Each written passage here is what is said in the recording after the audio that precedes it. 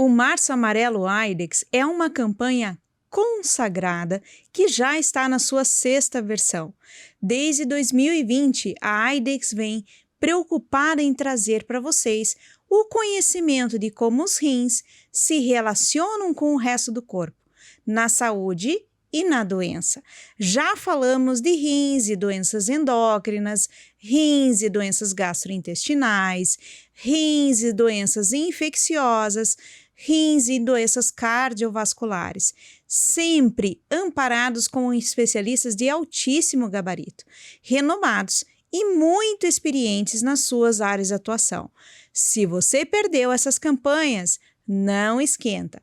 Lá no nosso canal do YouTube, temos todas as aulas na íntegra para você ver e rever quantas vezes quiser. Mas não vai para lá agora. Fica aqui conosco, porque o Março Amarelo 2026 está só começando.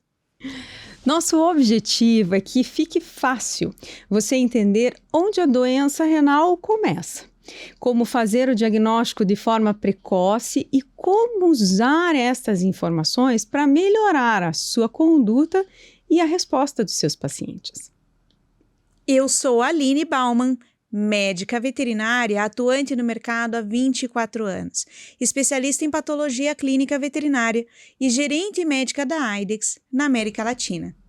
Eu sou Patrícia Mosco, médica veterinária, professora, também já atuante no mercado há 24 anos. Hoje sou host do Pet Doc Cast, um podcast para responsáveis. E mais atual ainda, agora, sou host desta campanha maravilhosa, Março Amarelo 2026, ao lado da brilhante Aline Baumann. Patrícia, é uma honra ter você conosco. Esse Março Amarelo 2026 está só começando e está dividido em 4 episódios. No primeiro episódio, você vai descobrir o passo a passo da avaliação renal. No segundo, abordaremos sobre o impacto da pancreatite sobre os rins. No terceiro, sobre a síndrome cardiorrenal. E, por fim, mas não menos importante, a saúde renal no paciente oncológico. Será que você realmente sabe extrair todas as informações necessárias para a melhor condução do seu caso? No episódio de hoje, abordaremos o passo a passo da avaliação renal. Coloca nos comentários as suas dúvidas, pega seu bloco de anotações, reforça o café e nós vamos te inundar de informações valiosíssimas. Vem comigo! Quer aprender o passo a passo da avaliação completa da saúde renal? Fica comigo que em 5 passos eu vou te ensinar como entender os rins de maneira completa. Mas para isso eu quero usar com vocês exemplos da nossa rotina. Perfis de pacientes que comumente chegam para o atendimento. Quero pegar um exemplo simples, como por exemplo, um cão como esse, o Pirata. Esse cão Pirata de 8 anos, SRD castrado, ele ilustra o que muitos pacientes chegam apresentando ao atendimento. Anorexia, poliúria polidipsia, vômito espumoso amarelado, fezes amolecidas adiarreicas e perda de peso. Ao exame físico, a litose urêmica, desidratação, prostração intensa. Esse paciente é aquele que muitas vezes vem já com esses sinais se desenvolvendo ao longo do tempo, se apresentando de forma intermitente, ou muitas vezes os sinais gastrointestinais começam abruptamente, mas a poliúria e polidipsia já acontecem há muito tempo. E o que é muito comum entre os responsáveis, e eles nos respondem isso na anamnese, é que eles acreditam que beber água e fazer muito xixi é normal para cães e gatos. Muito cuidado na sua anamnese com a forma como você os questiona. Se você perguntar se o xixi e a ingestão de água estão normais, eles dirão que sim. Mas é normal para quem? Para nós, seres humanos, ter uma urina mais diluída, numa densidade de 1,020 é normal. Agora, para o cão e para o gato, não. Então, poliúria e polidipsia são problemas corriqueiros que muitas vezes nós não sabemos como questionar, mas na maior parte das vezes, os próprios responsáveis acreditam que isso é normal. Quando você se depara com um perfil como esse, qual que é a nossa conduta médica clássica? Primeiro, o tratamento sintomático. O conforto desse paciente, o controle das manifestações clínicas de maior importância, como vômito, dor, a própria anorexia, o estímulo do apetite e reidratação. Mas também muitos de nós, e essa é a conduta mais assertiva, nós buscamos identificar a causa. Então, com isso, solicitamos exames complementares. Veja se isso não acontece também com este perfil de paciente. Olha só, o Félix é um gato de 10 anos de idade, também castrado, que está em casa apresentando disorexia, ou seja, não come muito bem, com perda de peso, vômitos frequentes e constipação. Está aí uma diferença entre cães e gatos. No cão, o sinal clínico de constipação ele não é tão frequente. E no gato, a diarreia não é tão frequente. Então, atenção às diferenças entre as espécies. O gato faz constipação muito por hipocalemia e desidratação, e o cão faz muito diarreia por uremia, processo urêmico tóxico. Ao exame físico, esse gato apresenta uma baixa condição de massa magra, desidratação. Conduta, tratamento sintomático e realização de exames. Outro passo muito comum. De posse desses resultados, o que via de regra a gente acaba encontrando neste perfil de pacientes? Tanto o Félix quanto o Pirata. Muito comum a gente encontrar isso aqui, ó. Aumento de creatinina, aumento de ureia e aumento da SDMA. Veja se isso acontece contigo ou com algum colega muito próximo de você. A creatinina está aumentada? Ureia, SDMA aumentados? Então, é renal. Certo. Sabe qual que é a minha briga com essa frase? É isso aqui, ó. O ponto final. Não é renal ponto final. Mude já essa conduta.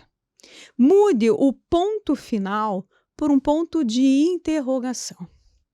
É renal? Por que esta simples medida é importante? Porque você precisa descobrir primeiro se este aumento dos marcadores de taxa de filtração estão ligados à falta de entrega de sangue para ser filtrado ou se o filtro está danificado ou se eu filtrei, mas não estou conseguindo jogar fora. Então, é extremamente importante que você volte e revisite o seu paciente se fazendo questões muito simples. No momento da coleta deste exame, esse paciente estava hidratado? Este paciente estava em jejum hídrico? Porque se esse paciente ele estava hidratado, mas bebeu água, e no caso dos gatos, comeu antes de vir para o exame, ele ingeriu sim água. E se ele estava hidratado e ingeriu água, ele certamente sobrepôs o volume de água à sua quantidade de água natural do corpo. Qual é a função natural do rim? Jogar fora essa água. Se esse paciente estava desidratado ou estava em jejum muito prolongado, então está faltando água no corpo. E será que, diante desta deficiência, que se apresenta até 5% sem manifestação clínica nenhuma, não tem impacto sobre o volume circulatório e pressão de chegada desse sangue aos rins? Sim, pode ter. Então, este paciente, ele precisa ser reavaliado, inclusive quanto à pressão arterial. Existem pacientes que chegam em quadros já de debilitação, de Complicação clínica, debilitados a ponto de manifestarem redução da pressão arterial. Também terão uma entrega deficiente de volume e pressão do sangue para o filtro realizar a sua função. Esse paciente aqui pode ter sim um componente que vem prejudicar a função renal sem o problema ser no próprio filtro. E não menos importante, refaça o exame físico se você não conseguiu responder a nenhuma destas questões. Patrícia, eu refiz o exame físico e nesse exame físico eu acabei percebendo que há uma bexiga super repleta ou me deu a impressão de ter líquido livre no abdômen. Então, peça um exame de imagem e cheque se realmente existe obstrução em algum ponto do trato urinário e extravasamento de urina para dentro da cavidade abdominal. Agora, se não existe obstrução de ureter, se não existe retenção de urina dentro do próprio rim, se não existe efusão de urina para a cavidade abdominal, com o uroabdômen, então esse paciente, ele pode, durante o próprio exame físico, ser estimulado com compressão leve, mas firme da bexiga para provocar um jato de micção. E aí sim você consegue ter certeza se esse paciente está ou não com obstrução uretral. Porque se houver obstrução, essa retenção de substâncias tóxicas acontece justamente pelo processo obstrutivo. Ou seja, qual é o primeiro passo depois de colocar o ponto de interrogação?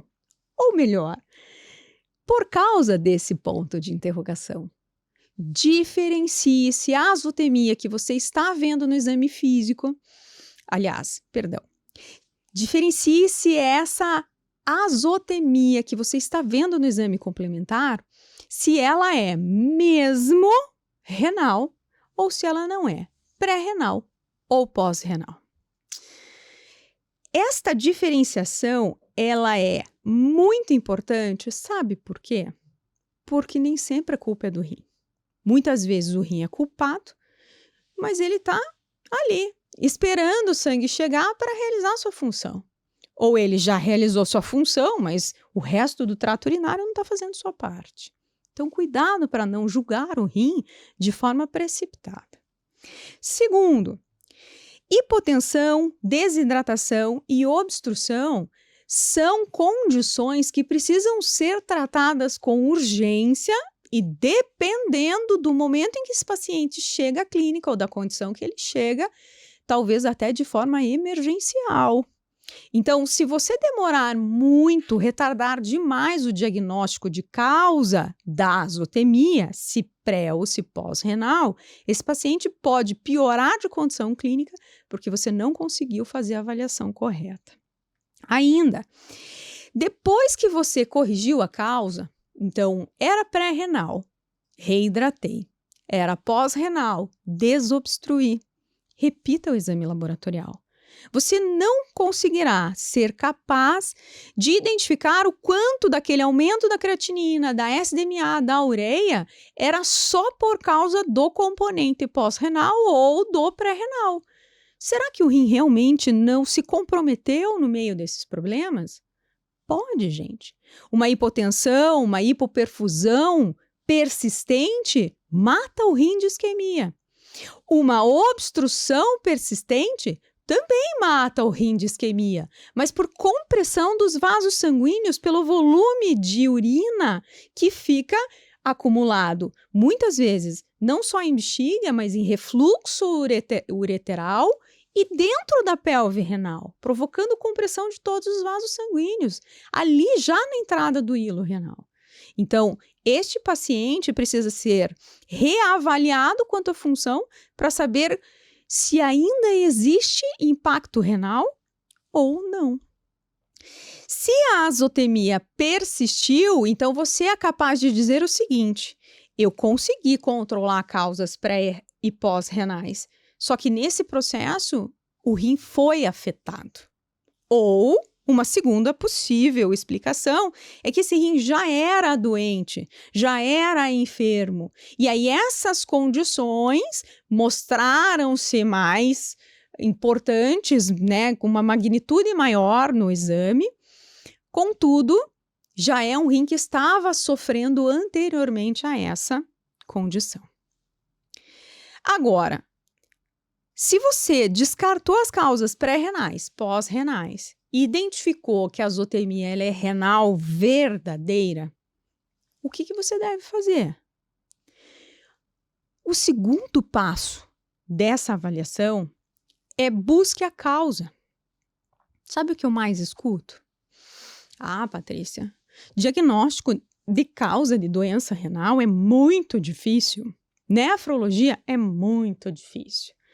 Meus colegas nefrologistas que me perdoem, mas eu vou entregar o nosso ouro agora para vocês. Não é difícil, gente. Existem, sim, inúmeras causas, mas elas se repetem. Então, esse exercício de busca de causa, ele é mais um raciocínio lógico do que propriamente de decorar ou tentar entender milhares de causas diferentes. Vou provar para vocês. Nos cães, as causas mais comuns de lesão renal são principalmente 3 e englobam mais de 90% das enfermidades renais agudas que se transformam em crônicas. E aí depende do momento em que você diagnostica. No cão, a primeira causa mais importante são as causas isquêmicas. E as causas isquêmicas têm origem em desidratação, hipotensão, baixo débito cardíaco, vasoplegia, anemia grave e nefropatia obstrutiva. Ou seja, sabe aquele caso que eu falei para vocês agora, que a gente teve obstrução do trato urinário ali na região do ureter, mantive urina em todo aquele canal, voltou para a pelve renal, dilatou a pelve tanto que num rim de 3 centímetros a pelve está com 1,5 centímetros. Ali entra a artéria renal e sai veia renal. E nesse local, nessa região, eu tenho a compressão desses vasos sanguíneos, uma pressão enorme daquela urina acumulada, que vai promover redução tanto da entrada de sangue quanto da saída. E essas células renais começarão a morrer de isquemia.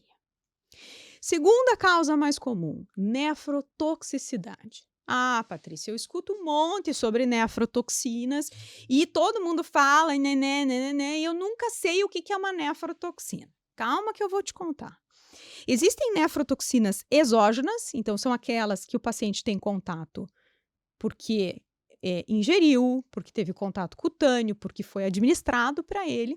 E são os anti-inflamatórios não esteroidais, alguns antibióticos, especialmente a classe dos aminoglicosídeos, mas existem antibióticos como quinolonas, como cefalosporinas, que em desidratação podem atuar como nefrotoxinas. Corticoides, muitos quimioterápicos, não todos, mas muitos quimioterápicos, vasodilatadores, diuréticos. E toxinas exógenas,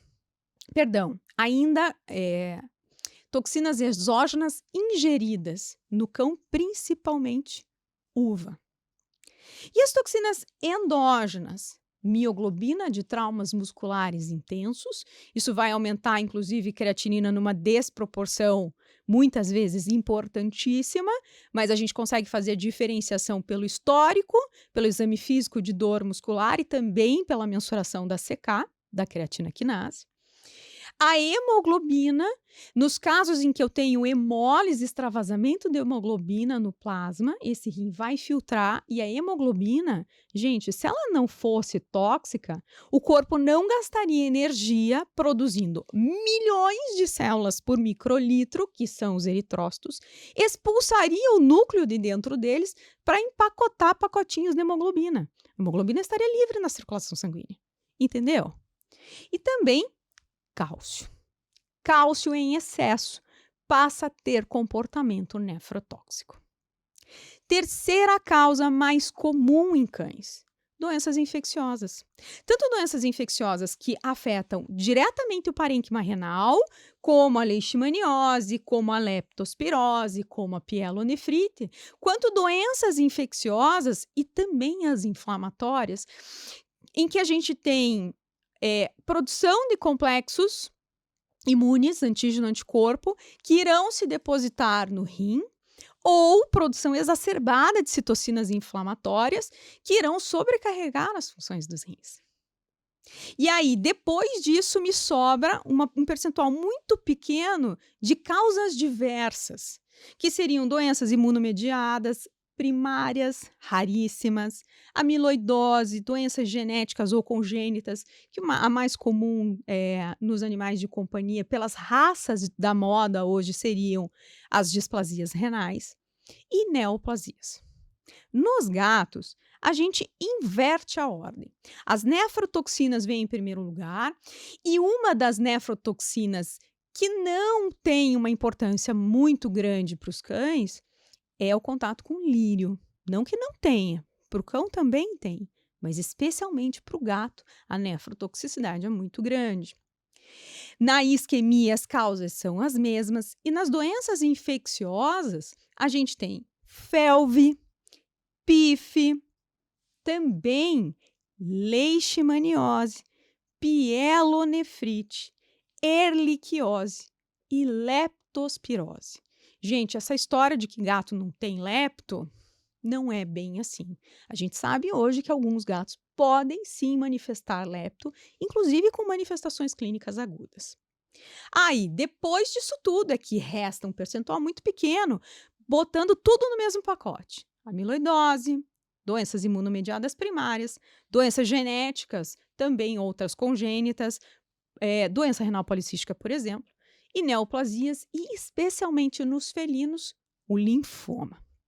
E aqui eu coloquei para vocês nessa tela, que é uma tela para vocês darem print, tá? Nefrotoxinas e os seus locais de atuação tóxica dentro do néfron do rim.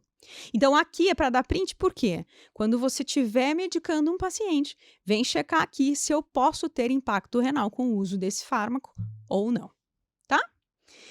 Mas como que a lesão acontece? Eu vou traduzir para vocês o mecanismo de lesão. Aqui é muito bacana entender como acontece, porque assim, visualizando o processo, fica mais fácil de decorar, de entender a importância. Então, presta atenção. Eu peguei um néfron, ok? Um único trabalhador dessa fábrica renal que tem milhares de néfrons, tanto no gato quanto nos cães. E esse néfron, ou cada um dos néfrons, tem um envolvimento por uma rede vascular complexa e abundante. E essa rede vascular, ela é importantíssima para os processos de função renal, porque trazem o sangue para ser filtrado e participam ativamente do processo de recaptação das substâncias boas que passaram pelo filtro e devolução para a circulação sanguínea, mas também para trazer oxigênio e nutrientes para as células renais. Então, se eu pegar o túbulo renal, fizer um corte nesse túbulo e olhar no microscópio, eu vou ver que essas células tubulares, que esse túbulo ele é composto por células tubulares organizadas no epitélio simples. Então, se essa célula aqui morrer, gente, nenhuma célula a substitui. E esse paciente aqui não terá quantidade de células suficientes para realizar as funções deste segmento. E essas células aqui, elas morrem por quê? Geralmente é por diminuição de fluxo sanguíneo ou de entrada ou de saída, diminuição da entrega do oxigênio, porque a gente consegue claramente observar aqui a necessidade de oxigênio das células renais comparados com tecidos muito nobres do corpo, como o miocárdio e o cérebro, por exemplo. E esse oxigênio, ele é responsável, sim, por participar lá do ciclo de Krebs desgraçado, que você achou que nunca mais ia ouvir falar, tá aqui, super importante, para a produção de ATP. E essa molécula super energética é que vai manter essas células de altíssima atividade metabólica, não estou mentindo, ao tamanho do núcleo dela, porque ela expressa um monte de proteína o tempo todo, vai manter essa célula viva. Então, olha só, vou pegar esse túbulo aqui e vou ilustrar esse túbulo, ok? Esse túbulo aqui, ele é composto, então, por epitélio simples. Todas essas células estão aderidas a uma membrana basal de nutrição e de reepitelização no túbulo, ok? Ao ladinho do túbulo, ali, bem justaposto a todo o tecido intersticial que reveste, que acolchoa esses néfrons, lembra que eu tenho uma rede vascular bem complexa. Se porventura eu tenho a entrada no corpo de uma toxina que cai na circulação e com o sangue é filtrado pelo rim e entra em contato com essas células, ou eu tenho uma diminuição da entrega de oxigênio pela circulação sanguínea nestes capilares, ou tenho a infiltração de agentes infecciosos, uma lepto, uma leixe, uma pielonefrite.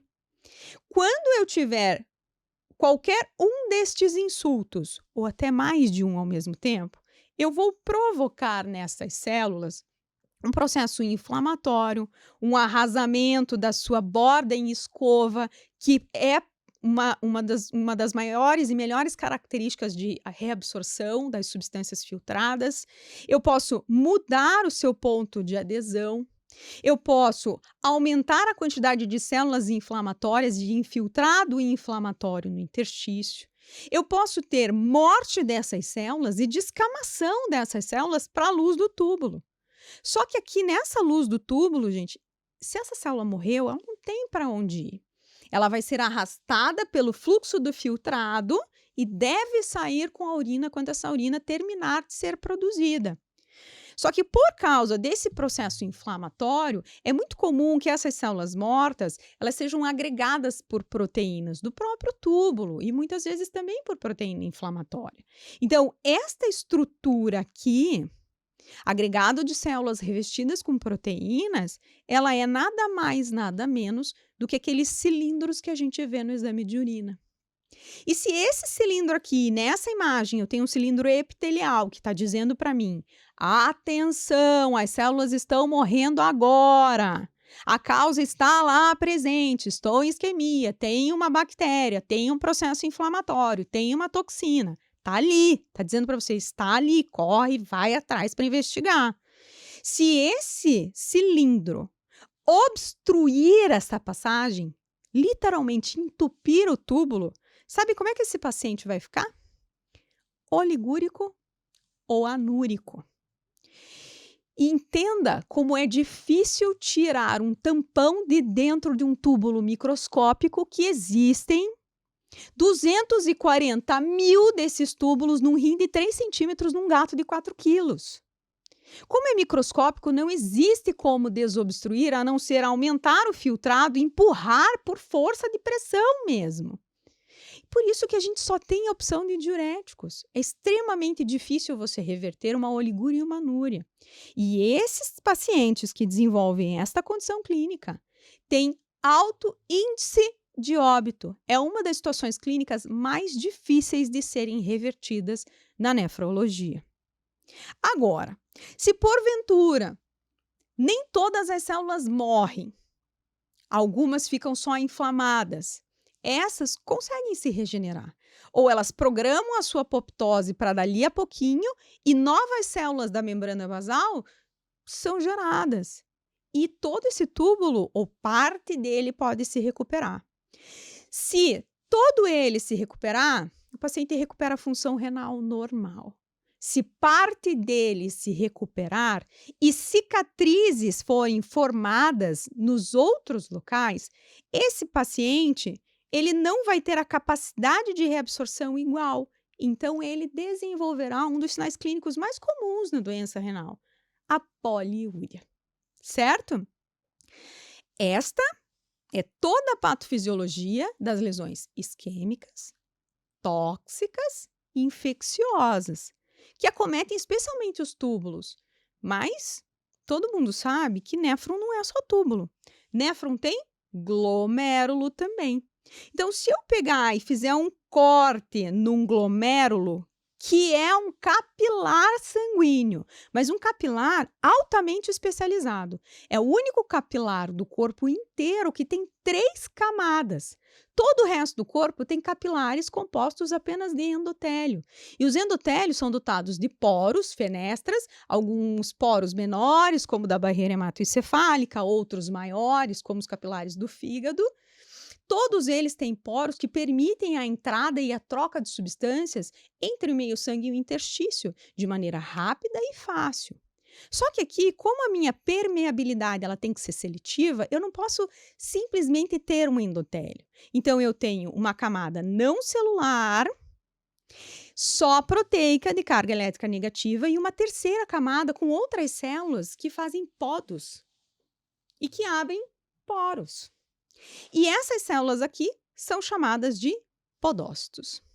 Se eu tiver uma doença inflamatória infecciosa ou até mesmo um câncer e gerar uma quantidade de imunocomplexos muito grande, esses imunocomplexos virão com o sangue, entrarão em contato com o endotélio vascular aqui do capilar glomerular e quando eles aderirem aqui nessa parede, o sistema complemento vai ser ativado. E o sistema complemento faz o que mesmo? Grita para os leucócitos: tem um problema aqui, vem destruir essa parte para mim. E aí o que acontece? Esse leucócito aqui, ele vem literalmente abrir buracos nessa membrana semipermeável seletiva do glomérulo. E quando esses buracos eles são abertos, substâncias nobres do sangue, como as proteínas que têm alto peso molecular, vão acabar saindo. Gente, existe uma alteração clínica muito difícil de ser diagnosticada na veterinária e por isso nós não temos relato, mas em humanos nós temos bastante. Existem condições em que esses poros, esses buracos abertos, eles são tão grandes que permitem a passagem de eritrócitos inteiros. Isso desenvolve o que nós chamamos em medicina de humanos de síndrome nefrítica. Isso é gravíssimo, certo? Então, olha só.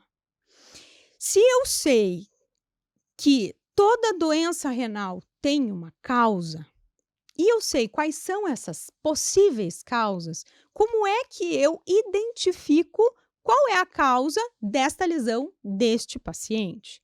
Eu vou, primeiro, realizar com muito cuidado a anamnese e observar a resenha deste paciente, associando a todos os achados de exame físico. Então, eu vou buscar por contato com vetores que transmitem doenças infecciosas, eu vou buscar se é de uma raça predisposta para o desenvolvimento da doença renal policística, por exemplo, nos felinos, eu vou buscar se há uma raça predisposta à displasia renal nos cães, e no exame físico eu vou entender se esse rim está grande, dolorido, como no linfoma, nos gatos, se esse rim está pequeno, que já indica ali o desenvolvimento de cicatrizes e a cronicidade do processo. Eu vou buscar por pontos de obstrução uretral ou associar com o exame de imagem que me traga, por exemplo, uma informação de uma neoplasia como um carcinoma, como um ponto obstrutivo do ureter, diferenciação reduzida de cortical e medular, mas mais do que isso, se eu tenho uma ecogenicidade suja em pelve, sugerindo uma pielonefrite, se eu tenho cistos renais, entre várias outras alterações. Eu não posso deixar de investigar o coração, porque muitos pacientes podem ter doença subclínica. Nos cães, uma doença cardíaca subclínica, sem sopro, não é o mais comum, Mas não é porque não tem sopro que não tem cardiopatia. Existem raças, especialmente dos portes maiores, que podem ter doenças cardíacas sem necessariamente ter sopro. As doenças miocárdicas, as doenças de distúrbios elétricos. Agora, no gato, em que a doença é principalmente muscular do coração, miocárdica, eu não necessariamente tenho sopro. O sopro ele vai acontecer como uma complicação da cardiomiopatia. Então, nos gatos é obrigatória a realização do ecocardio para o diagnóstico diferencial de cardiopatia como causa. E aqui seria uma cardiomiopatia hipertrófica. Vou realizar a urinálise para ver se eu tenho indício de presença de bactéria com urocultura e antibiograma. E eu posso realizar testes rápidos, ELISAs, sorologias, PCRs, se dentro da minha anamnese esse paciente mostrou risco de desenvolvimento de qualquer doença infecciosa. Isso é extremamente importante porque o rim ele tem uma relação muito estreita com a saúde do corpo inteiro. Então, se houver uma doença em qualquer outro sítio, esse rim será sobrecarregado. Ou pela terapêutica, ou pela diminuição de volume, ou pela produção em excesso de compostos inflamatórios. E esse rim sempre estará sofrendo. O Março Amarelo vem falando disso há campanhas e campanhas atrás. E nessa mesma campanha, a gente vai continuar falando dessas condições nos próximos episódios. Então, este rim, ele vai jogar fora tudo que for lixo ou excesso que esteja presente no corpo. Ele vai equilibrar o ambiente para as reações bioquímicas de uma célula epitelial a um neurônio. Esse rim vai depender do que o corpo entregar para ele para filtrar. Então, essa relação ela é dinâmica, ela é rápida, ela é fluida e ela é vital para o funcionamento do rim. O que eu quero dizer com isso? Eu quero te assustar um pouco e eu quero te contar que qualquer enfermidade que reduza a perfusão renal ou que leve à toxicidade desse rim pode levar o rim a ficar doente, agudamente, ou se exposição crônica, cronicamente. E você, enquanto médico, é completamente responsável pela identificação desses fatores subjacentes. Porque se você não fizer isso e colocar só o ponto final no renal, você estará entregando o rim do seu paciente de bandeja para a morte. Terceiro passo. Geralmente, a gente conduz o terceiro passo junto com o segundo, tá? E esse terceiro passo é: avalie todas as funções renais. Como assim, Patrícia? Eu vou ter que fazer ureia, creatinina e SDMA? Não. Ureia, creatinina e SDMA são biomarcadores sanguíneos de uma única função renal. E o rim exerce 7 funções no corpo.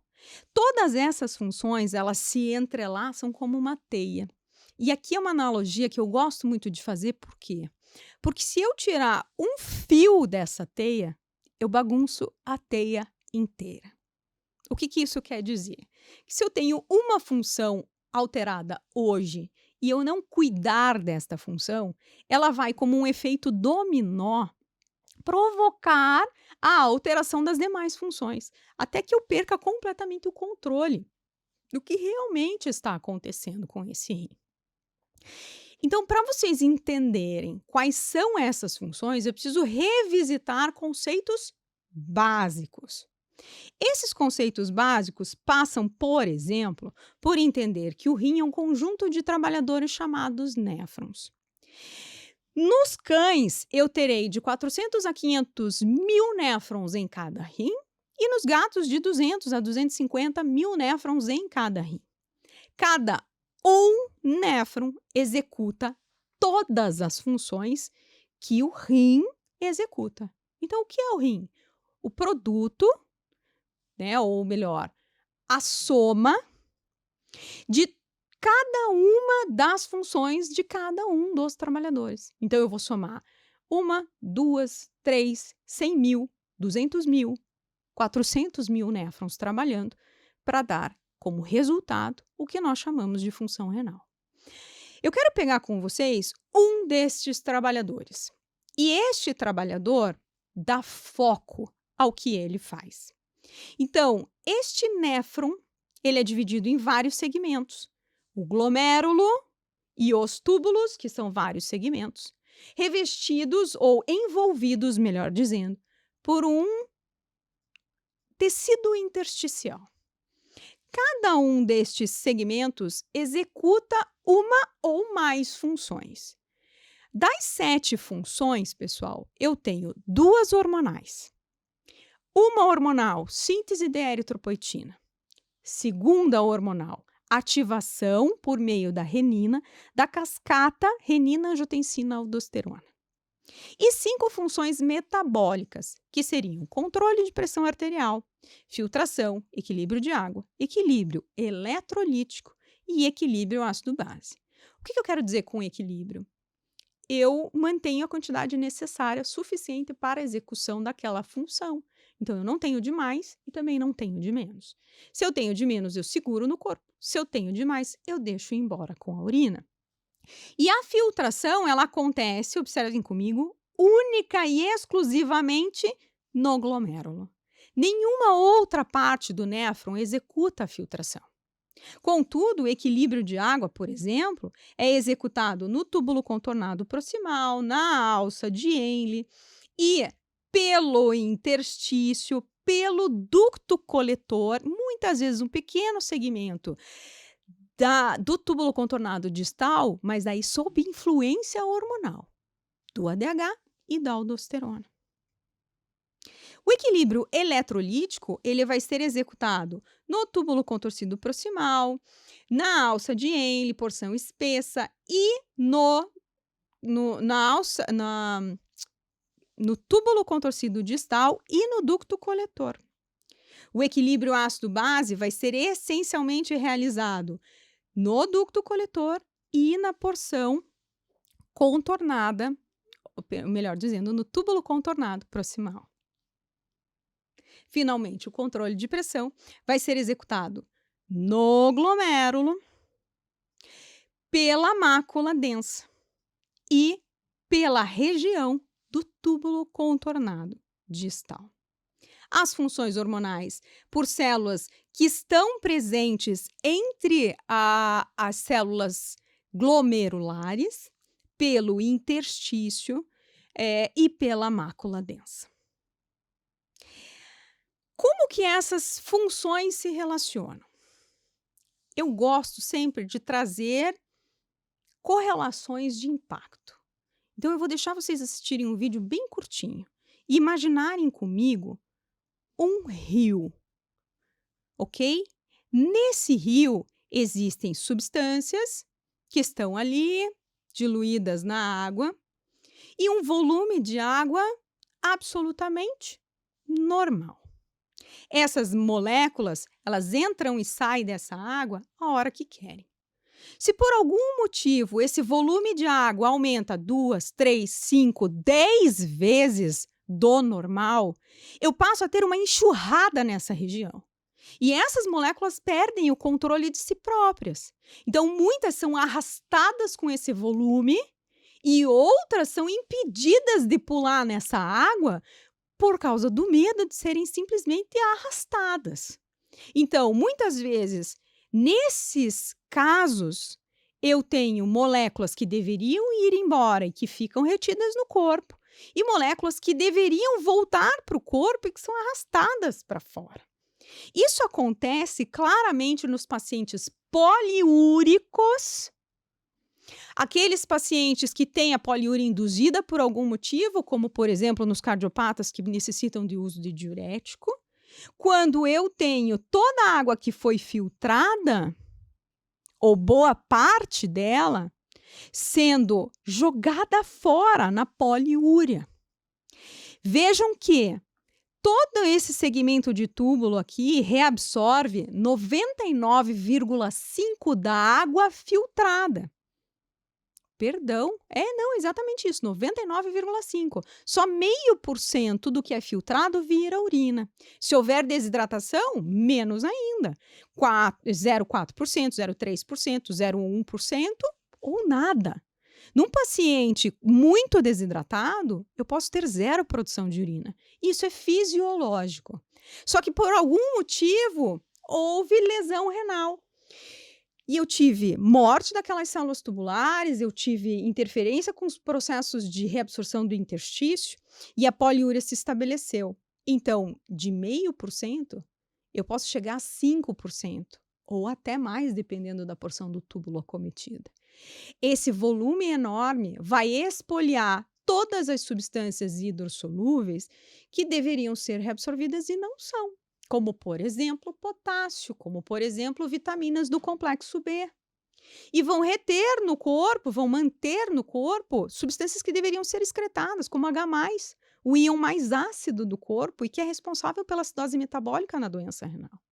Então, entendam que quando eu tenho a perda de uma função, como controle hídrico, eu vou gerar acidose metabólica e distúrbio eletrolítico.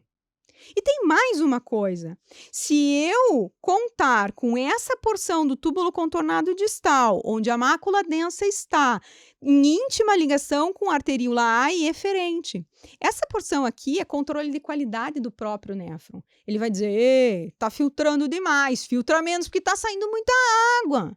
Aí o glomérulo vai dizer, sim senhor, deixa que eu vou fazer vasoconstricção da arteríola aferente e vou filtrar menos. Se eu filtrar menos, o que acontece? Aumento de creatinina, SDMA e UR. Então, sim, quando uma função é comprometida, as demais começam, como um dominó, peça a peça, serem comprometidas também. E esse acúmulo de disfunções vai acometer o corpo como um todo.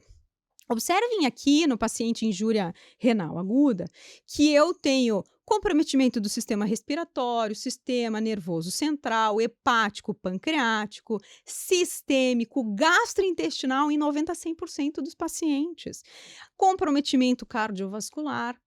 E uma situação que eu costumo dizer muito para os responsáveis que me trazem pacientes à rotina é: quanto maior o número de sistemas comprometidos, maior é a gravidade da doença.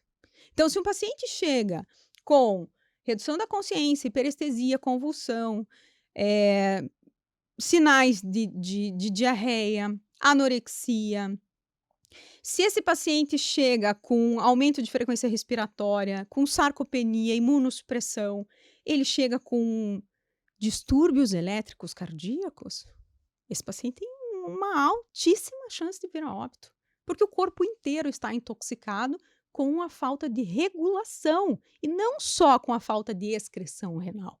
É muito mais amplo. Compreende? Então, como que eu vou avaliar todas essas funções? Eu vou despender de tempo e paciência para avaliar, sim, clinicamente, aferindo pressão desse paciente na melhor condição possível. 10 minutos depois de chegada na clínica, ambientação do local de aferição, no local em que é mais confortável para ele, de forma que eu o estresse menos, inclusive usando fone de ouvido para não assustá-lo com o barulho do Doppler. Se eu não conseguir essa aferição precisa, porque o paciente se estressa ou não gosta que pegue no pé, eu vou avaliar de forma indireta com lesão em órgão-alvo. Vou fazer um ecocardio, ver se tem o espessamento da parede do ventrículo esquerdo de forma concêntrica. Eu vou buscar hemorragia em fundo de olho, eu vou buscar a dilatação dos vasos e tortuosidade dos vasos sanguíneos no fundo do olho. Eu vou buscar sinais de que olhos, coração, cérebro, sistema nervoso estão comprometidos também. O controle ácido-base eu posso inferir com sinais clínicos. Então, se esse paciente está taquipneico, esse paciente está em taquipneia em repouso, eu posso imaginar que isso seja, sim, acidose metabólica com uma tentativa de compensação por alcalose respiratória. Mas eu só tenho a confirmação e o que me indica a modalidade terapêutica correta em dose correta é a hemogasometria. Eu vou avaliar o controle hídrico vendo se meu paciente está desidratado. Se está faltando água, está faltando água. O equilíbrio hídrico não está normal. Se esse paciente está ingerindo água ou não, se esse paciente tem um débito urinário adequado, se esse paciente está em balanço hídrico, hoje tão importante nos pacientes hospitalizados em unidades de terapia semi-intensiva ou de unidades de terapia intensiva, mas eu especialmente uso a densidade urinária para avaliar. A densidade urinária eu preciso avaliar em desafio hídrico. O que é desafio hídrico? Eu tenho que tirar água para ver se o rim responde. Se eu tirar a água desse paciente e o rim estiver saudável, ele irá responder ao ADH e à aldosterona. E aí a densidade de urina concentrará. Do contrário, se ele não tiver tecido viável renal, os hormônios podem estar circulando em altíssimas concentrações. O rim não consegue responder. E aí essa água vai embora. O controle eletrolítico eu também avalio por exame físico, avaliação clínica desse paciente, como, por exemplo, a hipocalemia, que faz ventroflexão de pescoço, fraqueza muscular intensa, a repressão estomacal, a constipação, o vômito como sinais clássicos, né? Mas eu também posso avaliar pelo traçado eletrocardiográfico. O ideal é a mensuração. Por quê? Porque é a mensuração que ditará para mim dose, frequência e qual a melhor forma de suplementação. E a filtração, que é a nossa quinta função metabólica, ela é avaliada pela mensuração de creatinina, ureia, SDMA, também fósforo. Fósforo é um mineral, mas também é filtrado pelo rim. Não é o melhor marcador para avaliação de filtração, mas também pode ser usado. Então, se o sangue chega no rim e esse rim executa a sua filtração normalmente, o produto será urina. O que voltar para a circulação deve voltar em concentrações mínimas, toleradas pelo corpo, a ponto de não produzir processos de intoxicação. Certo? Então, se essa filtração reduz, o que volta para a circulação depois do filtro são quantidades maiores. E esse paciente está, assim, sob risco de disfunção das outras funções desse rim. Quais exames, então, eu solicito para avaliar todas as funções renais? Avaliação de pressão, exame de urina, especialmente pela densidade, hemogasometria com eletrólitos, creatinina, ureia e SDMA. Então, veja só, de forma geral, em linhas gerais, como é que eu conduzo um paciente renal? Eu geralmente faço exames de admissão, né? Um hemograma, um QEM 10, um QEM 15, um QEM 17 no cão, um hemograma, um QEM 15, um QEM 17 no gato. Eu faço avaliação de causa.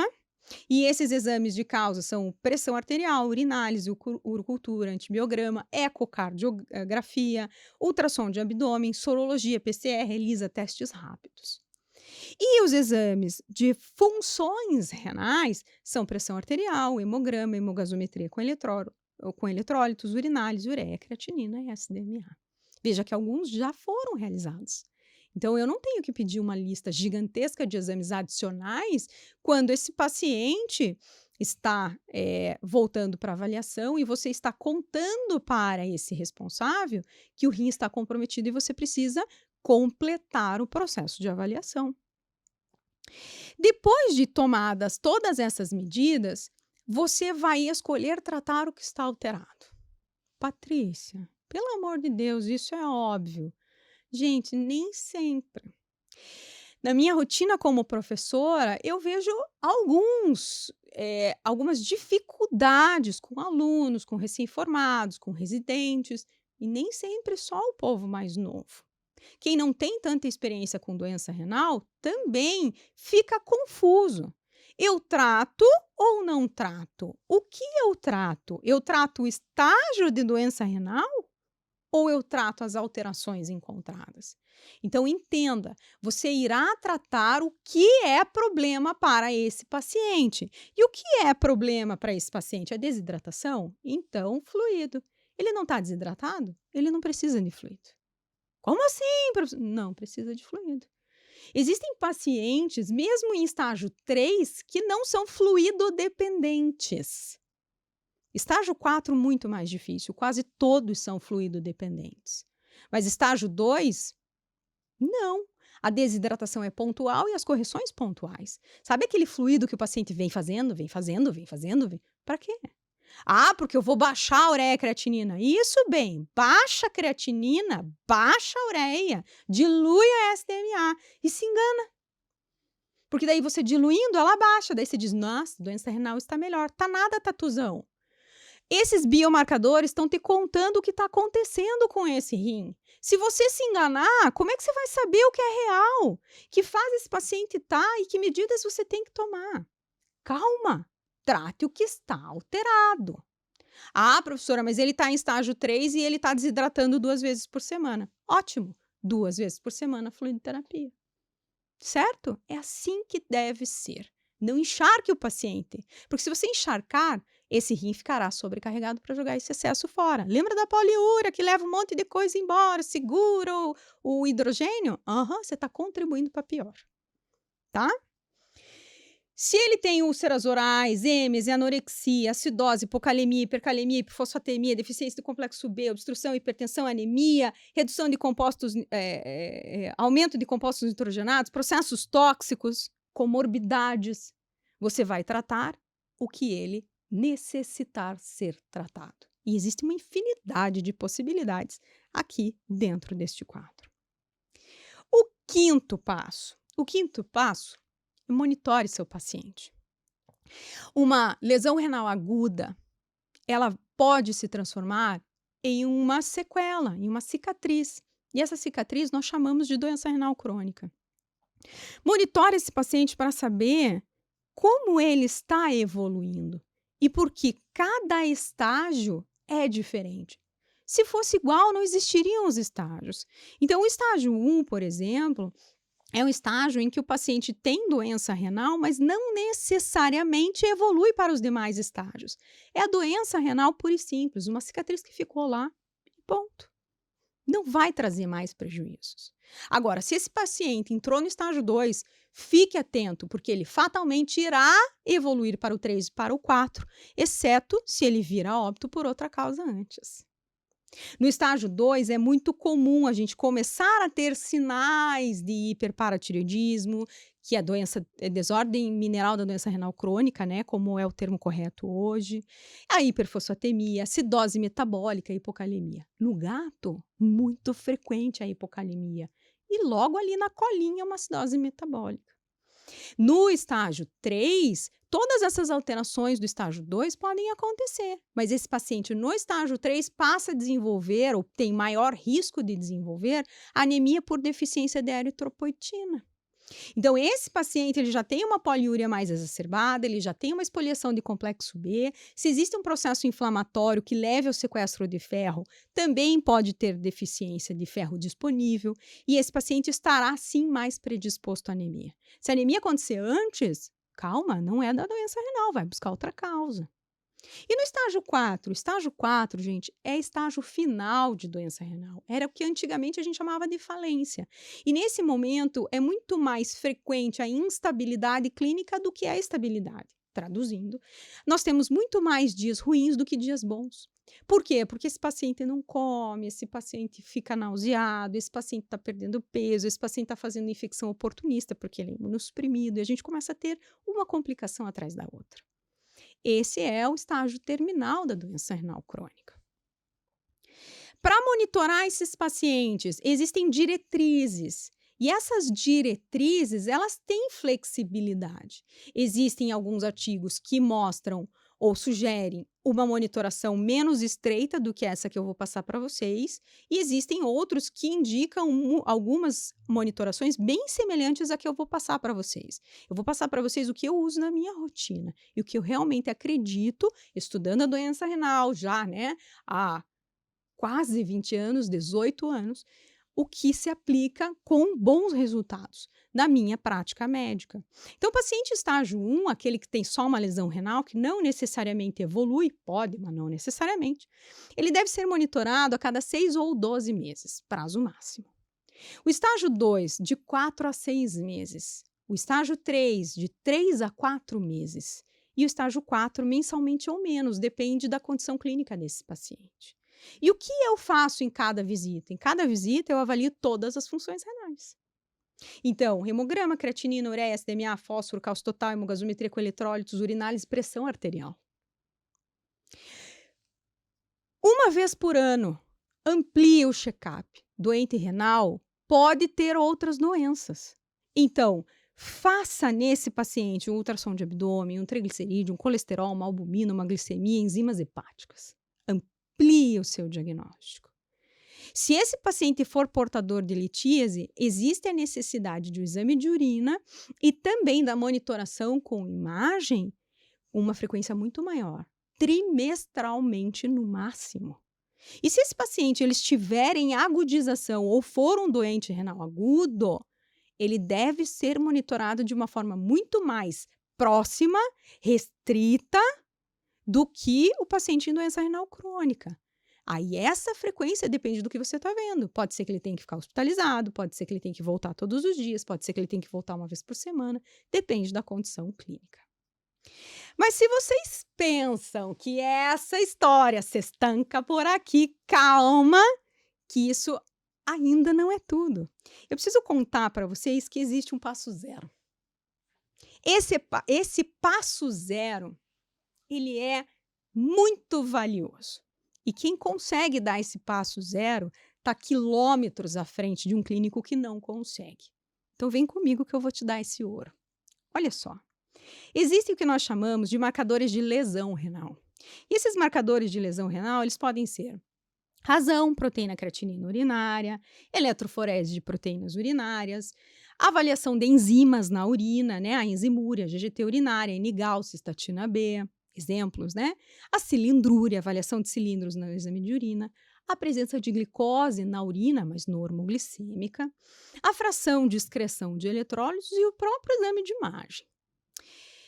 Então, para vocês entenderem a importância desses marcadores, eu preciso que vocês tenham didaticamente muito clara a diferença entre o que é uma lesão e o que é uma perda de função. Didaticamente, é isso. Isso é uma lesão. Ok? Essa lesão, ela faz você perder o funcionamento normal. Lembra dos 5 sinais cardeais da inflamação? Dor, calor, rubor, tugor, perda de função.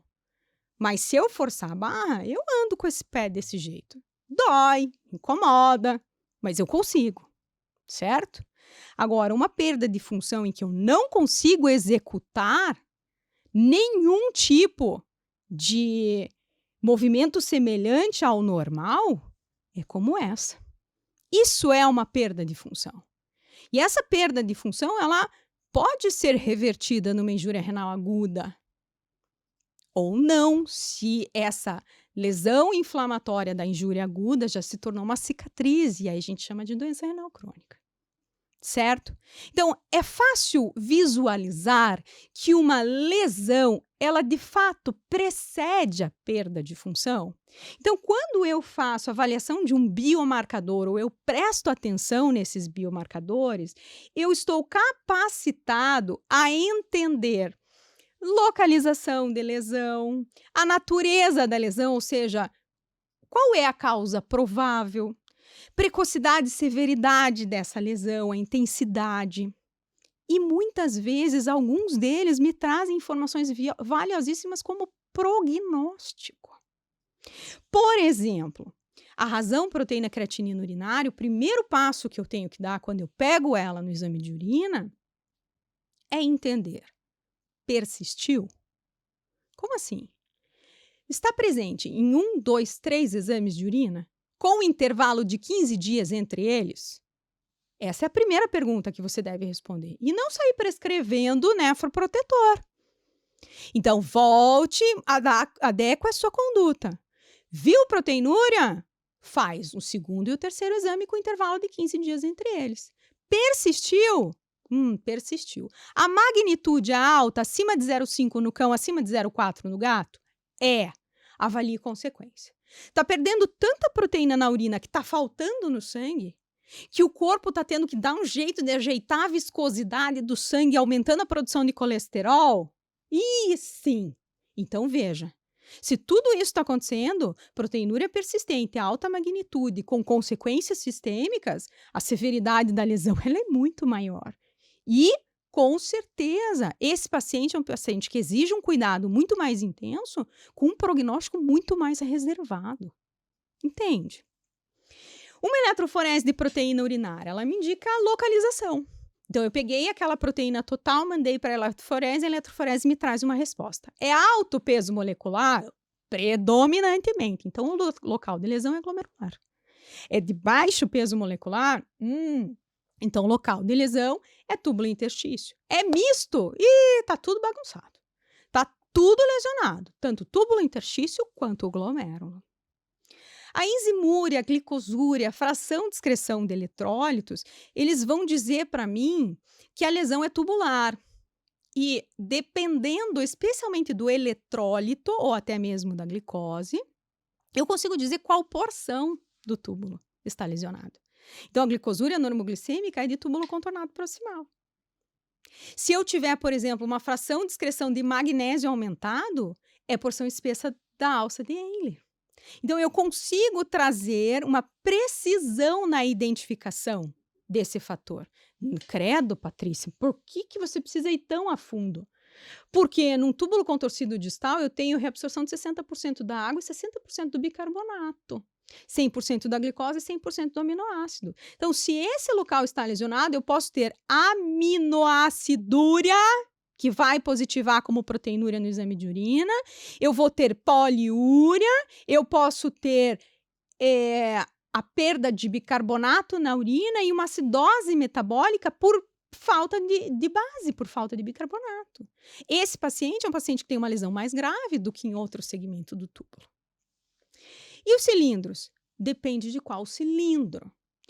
Os cilindros hialinos, em pouca quantidade, têm pouco significado clínico. Granulosos, raros, baixíssima quantidade, pouco significado clínico. Algumas células renais, elas até podem morrer, eventualmente, pelo processo natural de desgaste, de envelhecimento desse corpo. Contudo, um cilindro leucocitário indica fortemente nefrite intersticial inflamatória ou infecciosa. É muito comum a gente ter uma pielonefrite na presença de um cilindro leucocitário. Esse paciente é um paciente gravíssimo. Um cilindro epitelial está te dizendo, a causa está aqui, ó, presente agora, está morrendo agora, está lá, ó, busca lá que está lá a causa. Ele te ajuda. Se for um cilindro graxo, ele está dizendo, está demorando demais o fluxo aqui, ó, nesse túbulo, estou demorando para sair, eu já estou me decompondo dentro do próprio túbulo. Então, essa estase urinária é um risco enorme para o desenvolvimento de oligurianúria. Corra, esse paciente vai piorar, e se ele entrar em oligurianúria, é muito mais difícil de se reverter. Corre tratar esse paciente. Então, veja, toda perda de função começou com uma lesão. Se você dominar esses biomarcadores de lesão, você aumenta muito a precocidade de diagnóstico das enfermidades renais. Você viu a lesão? Ótimo.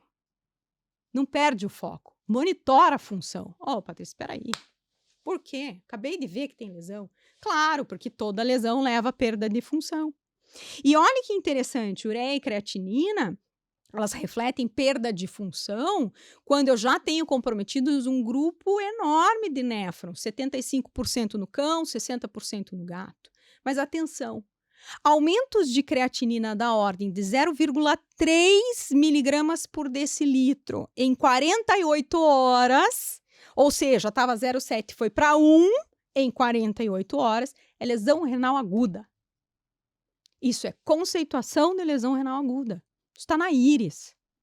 Aumentou 0,3, é lesão renal aguda. Então, é um marcador de função altamente precoce e não ultrapassou os limites considerados de normalidade para a maior parte da população. Se eu usar a densidade urinária como marcador de função, essa densidade urinária ela se altera no cão geralmente um pouquinho mais precoce do que a creatinina, em torno de 60% de perda de função dos néfrons. No gato é mais tardio. Por isso que a poliúria demora um pouquinho mais para aparecer no gato. E reflete geralmente 75% de perda funcional. Agora, a SDMA é um parâmetro de avaliação de função muito mais sensível. Ele vai diagnosticar para mim uma redução de filtração quando eu tiver 40% de néfrons comprometidos no cão, ou no mínimo 25% no gato. Né? Então, esse SDMA ele é capaz de realmente trazer para mim sensibilidade, se for monitorado ao longo do tempo, precocidade nas enfermidades renais crônicas. Atenção!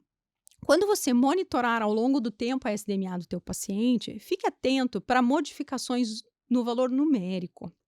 Existe o que a gente chama de margem de erro da SDMA. Então, se a SDMA hoje ela está 7, amanhã está 10, aumentou 3 unidades, isso não tem o significado clínico. Contudo, se ela aumentou 5 ou 6, mais de 5 ou mais de 6 unidades, então de 7 foi para 13, 12, 13, esse paciente tem sim redução dessa filtração, dessa taxa de filtração. Então, isso tem impacto clínico, certo?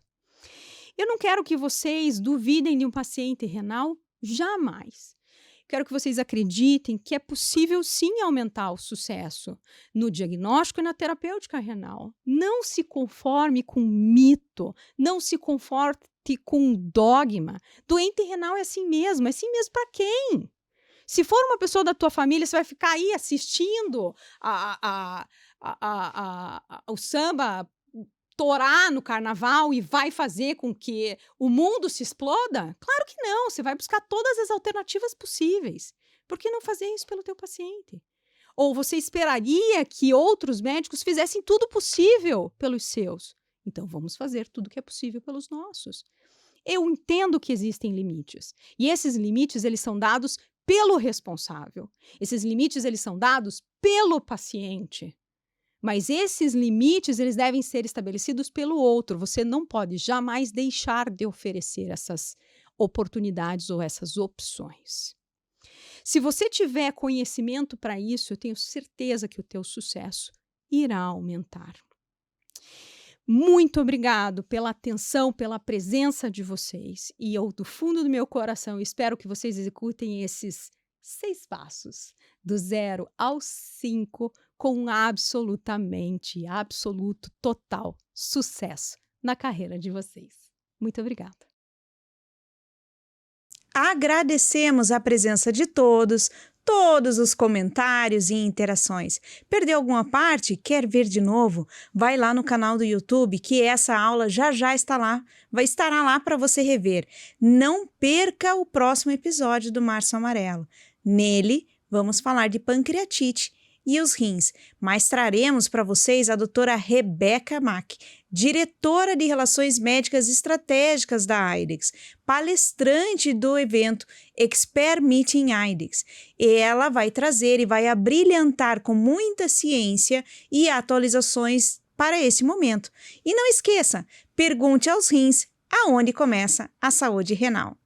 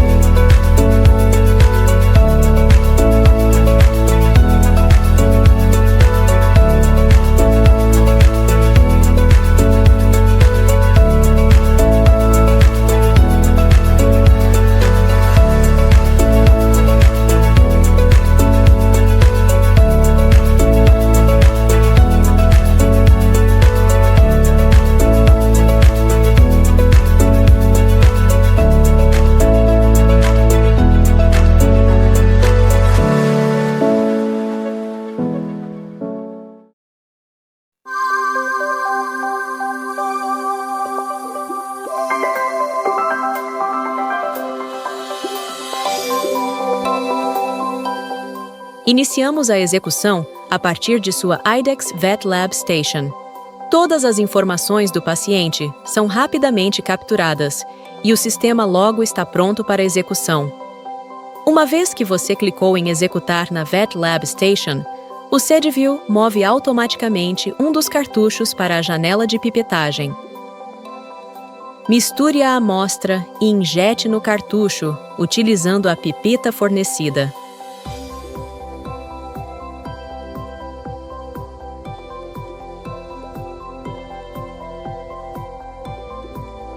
Toque em executar. Enquanto o SediVue está em funcionamento, você pode preparar a tira de química urinária. Carregue no analisador UA e pressione iniciar.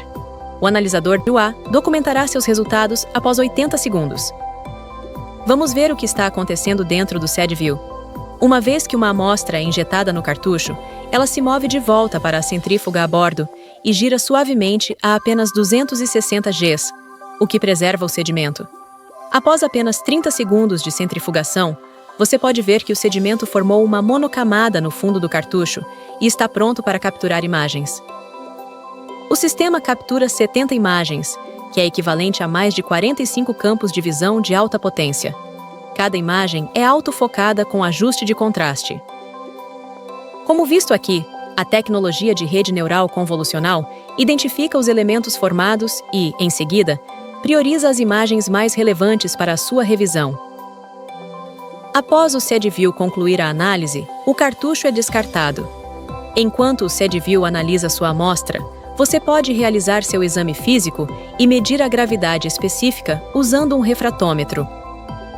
O software Vet Lab Station permite que você adicione os achados do exame físico ao prontuário do paciente, para que todos os resultados da sua urinálise completa fiquem registrados em um só lugar.